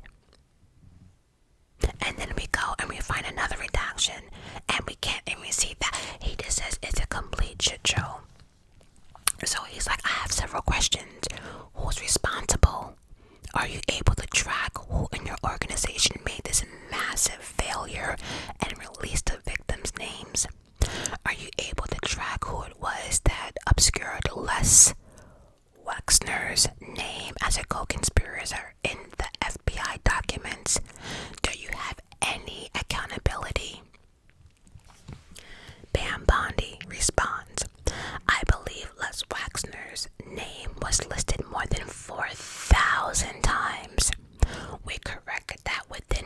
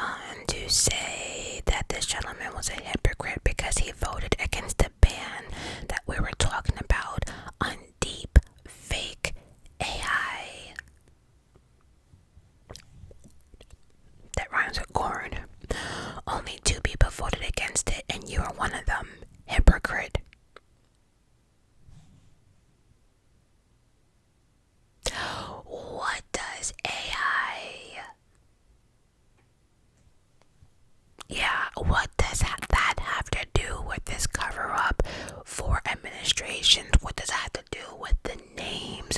Les Wexner, like what does this have to do with anything? She went from when they voted about AI fake rhyming with corn. We had another representative from California.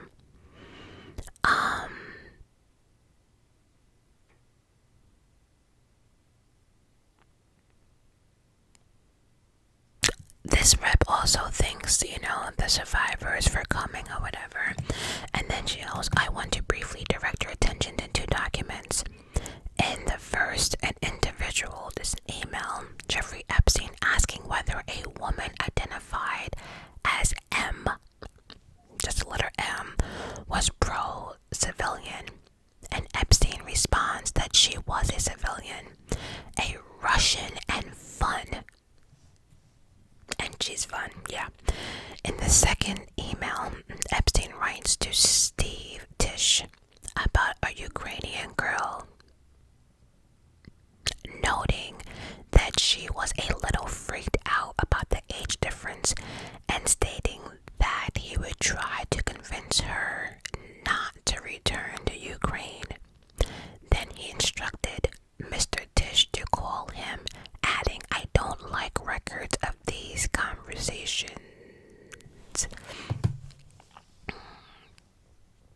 So I like to ask you a straightforward question. That's really, it's either a yes or no to these emails. But credible evidence shows that there should be a further investigation into whether Steve Tish was involved in Epstein's criminal conduct. So, don't you think he should be looked into? And for those who do not know who Steve Tish is, he is a chairperson of the New York Giants. Yeah, that part. Pam Bondi says, I'm not going to play a yes or no game with you, but I will answer the question to the best of my ability. And then she goes on to say, I will look and investigate any case involving any crime. I'm not familiar with who you're talking about because there was 3 million pages, of course, but I will look into anything. The documents have been released, 3 million, the redacted version, yada, yada, yada.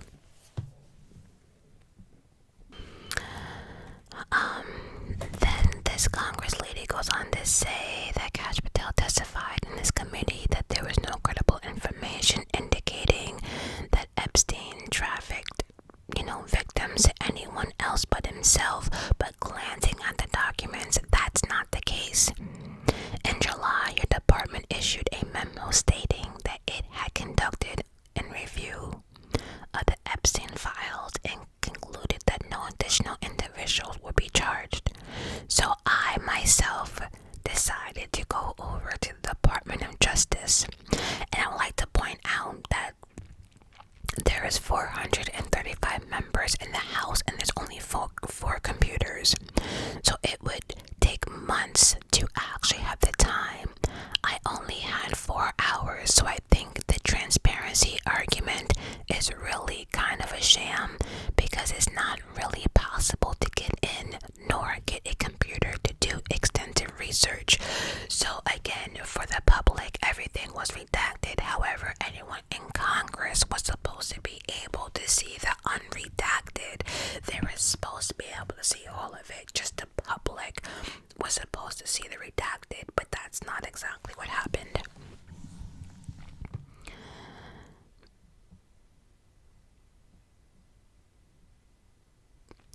Then she goes on to say, I am concerned that this act has not been fully complied with. When Director Patel came to the committee, he admitted that up to 1,000 FBI agents had gone through the files and redacted President Trump's name from them.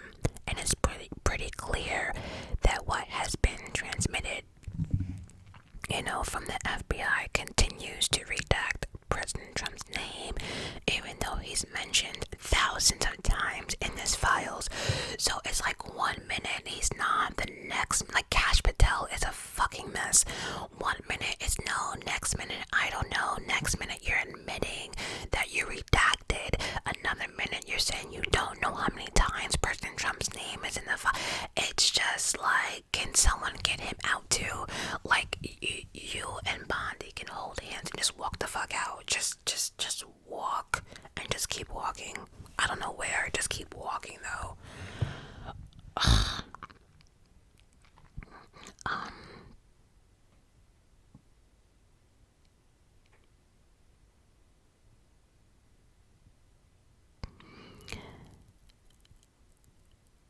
Okay, and you know what's so funny? Pam Bondi just was like, I can't believe y'all are doing this.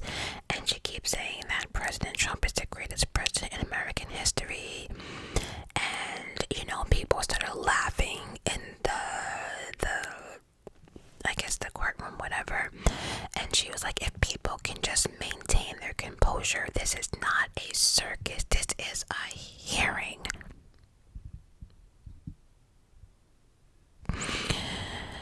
And so, anyway, just basically saying using Epstein files to ruin Donald Trump's name and blah, blah, blah, blah, blah.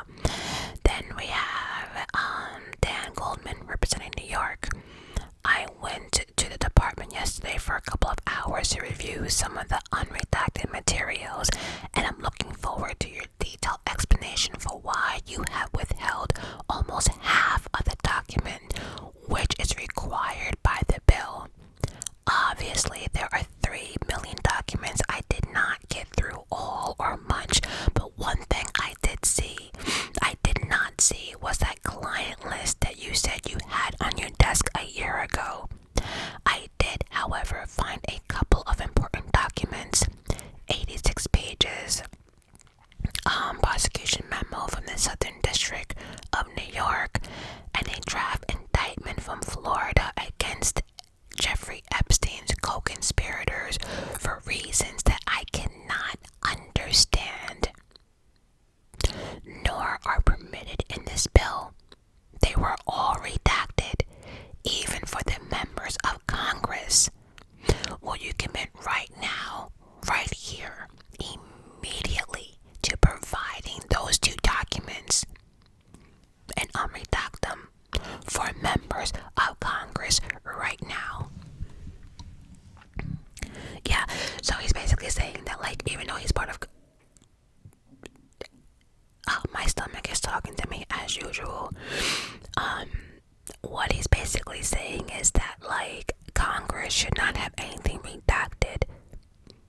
Nothing should be redacted, but these forms that he's showing, they're heavily redacted. He wants to know why, even from Congress. So he's basically saying, if y'all have nothing to hide, give us the regular documents right now. Show us. Prove it. Basically. Pam Bondi just stares, and the rep says it's not a complicated question, and she responds, I guess it is for you because you have a law degree and those are privileged. Rep ignores, continues, I found an email that I have right here from Jeffrey Epstein to Maxwell that was unredacted, and it included notes of statement that Donald Trump made about his prior relationship with Epstein. Now, there's no reason for this to be hidden from the American people. There is no privilege. There is no attorney-client privilege because it was an email from Epstein to Maxwell. So again, will you commit to publicly providing the unredacted version of this so that American people can understand the extent of Donald Trump's lies about his relationship with Jeffrey Epstein? Pam Bondi responds, you're as good as a lawyer today as you were when you tried to impeach President Trump in 2019. Have you apologized to him for that? Then she keeps repeating, privilege.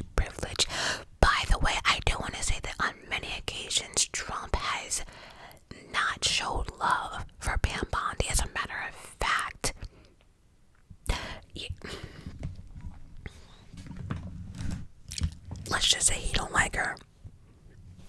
I'll just keep it at that. Let's keep it moving. We go more into the use of improper redaction to protect Donald Trump and other predators associated with Jeffrey Epstein.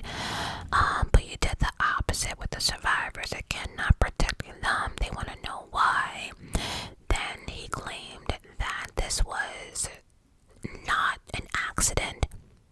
This was not because you only had 30 days when you really had 75, and that does not include all the hours from last March that you were redacting.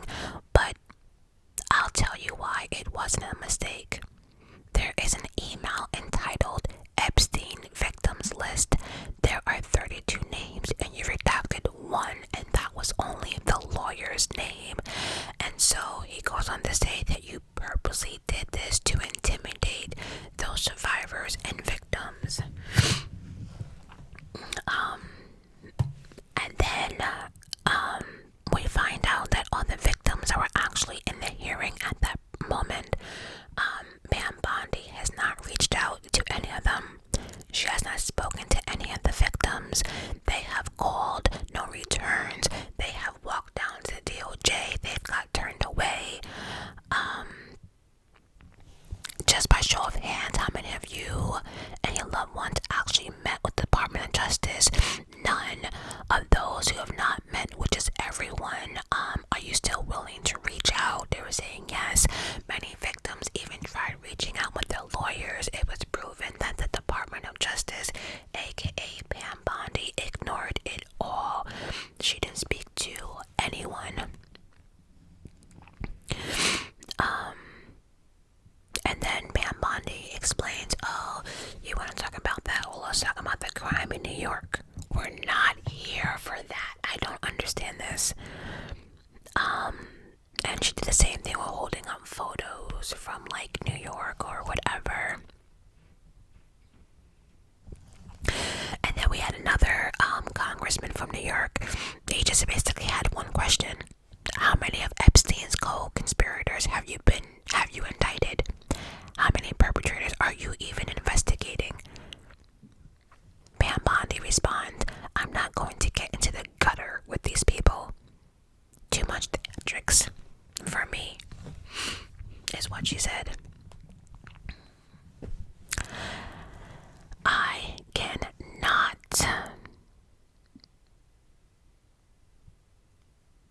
So the answer is none.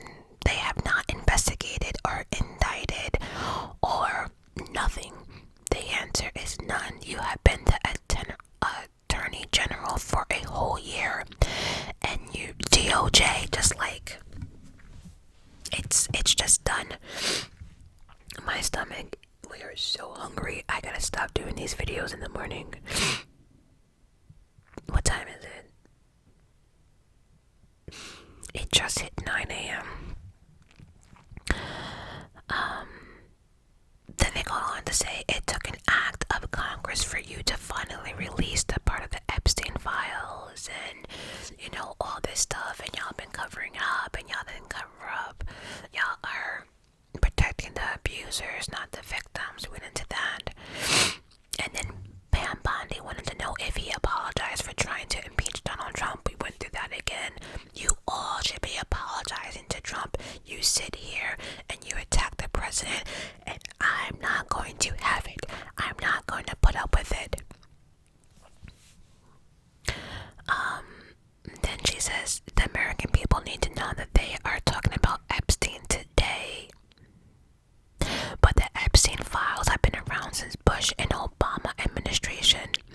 This administration released over 3 million pages because they had to, and Donald Trump signed that law because they had no choice. He is probably the most transparent president in the nation's history. Oh, the laughter there was hilarious. As I'm going through my notes, it's really kind of repetitive. It's basically just everyone saying that why are you protecting the perpetrators, the co-conspirators, and not the victims? Again, we find out that no one has spoken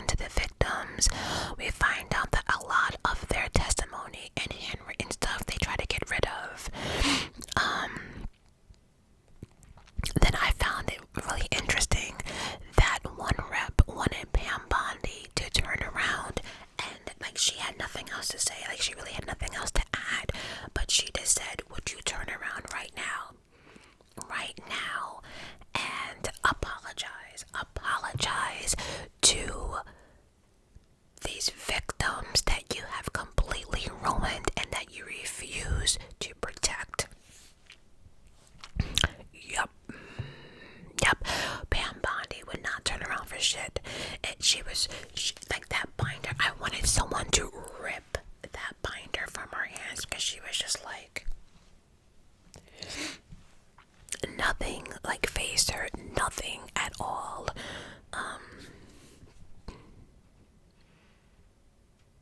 Again, the deflecting in regards to, did you ask Merrick Garland these questions? The rep said this has nothing to do with who became before you and all that nonsense. This has to do with you and your department right now taking accountability for you releasing the victims' photographs, names, address, videos, all that stuff. Your department did that. So will you apologize? You think she did that? Nope. Oh, I'm getting stuffy. I'm hungry. I have a outing to go to with my parents in about 2 hours. A little over 2 hours. I still have to record Patreon, so that's why we're staying hungry. And I now realize I gotta speed through this. We are now 2 hours and 17 minutes in.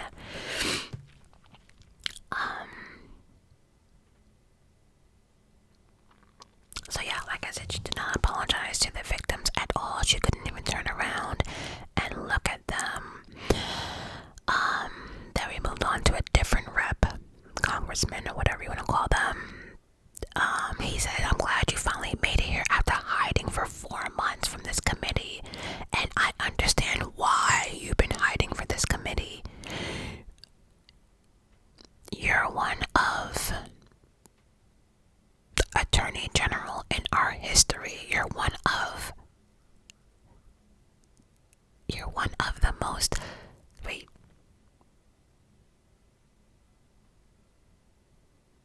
basically he's saying you're trash. He's saying you're a piece of shit. You're gonna go down as the worst in history, and you're also an instrument of Donald Trump's lawless authoritarian agenda. And I'm glad that American people are seeing who you are and how you act and the lack of good values. Yeah, I think looking at her and not caring and not answering any questions and completely deflecting on what this whole thing was about was just ignorance. It showed a lot. And this was really interesting, right? Because we had the ranking member, Mr. Baskin, back up again. So if you don't know, the president was supposedly violated because he had his tax return leaked online. Okay. That being said, he's saying the president was violated. I'm with the president. There's no doubt that his leaked tax return, despite the fact that he promised to release them, despite the fact that every other president released their tax return, he suffered embarrassment. Because when his tax return was showed, it showed that he hadn't paid taxes for several years. No taxes. Shocker. Hasn't paid for several years, and he had a right for that to not to happen.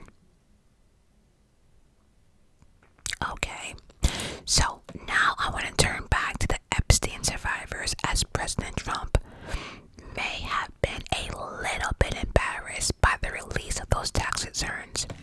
So, how much do you think the claims of these survivors are worth?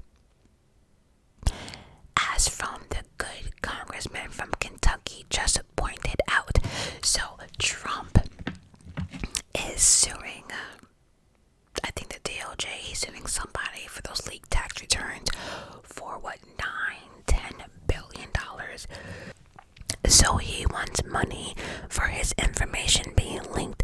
By the way, that gentleman that did leak Donald Trump's tax return is sitting in jail.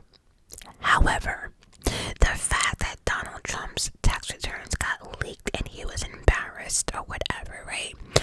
How much do you think the victim should cost, since I don't know, the government / DOJ posted the victim's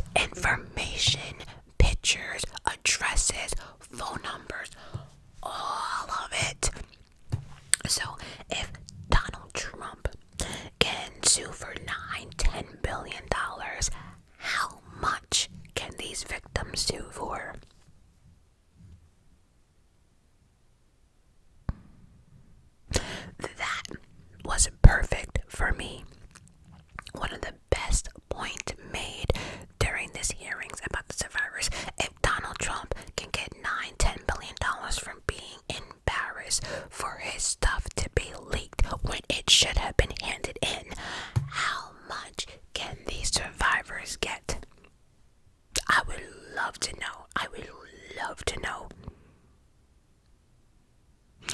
And you know, Pam Bondi started off by saying, do you know who this is? That was it. She kept on going back to God. She didn't answer nothing.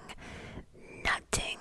Again, she's saying that everyone is just completely obsessed with Trump. And that he too has Trump derangement syndrome. I don't know. And then the gentleman says, I just want the whole country to look at this. The Attorney General of the United States, whose job is law enforcement.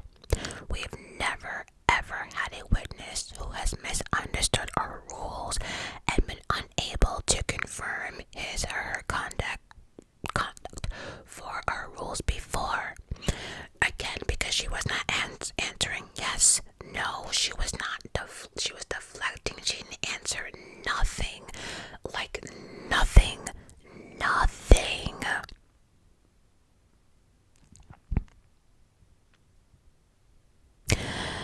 And so, yeah, at this point, I think I'm going to end it. I think at this point, you guys understand what's going on here, what's happening, and yeah, I love you guys for watching and listening.